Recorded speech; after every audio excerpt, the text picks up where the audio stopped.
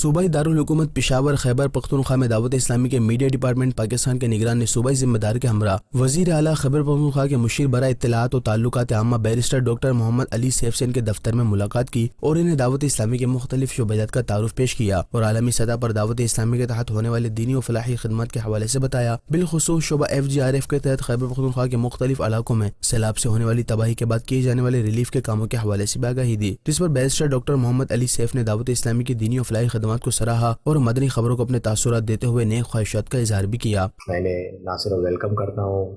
میں خوش آمدید کہتا ہوں خیبر پختونخوا میں،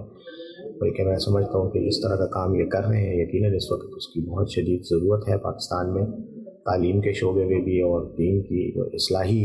جو پہلو ہے اسلام کا اس کو اجاگر کرنے میں اور اس کے جو ہے ترویج کا یہ ایک بہت ہی اچھا فریضہ سر انجام دے رہے ہیں، اور ہماری دعائیں بھی ان کے ساتھ ہیں، اور خیبر پختونخوا میں جو بھی ایکٹیویٹی یہ کرنا چاہتے ہیں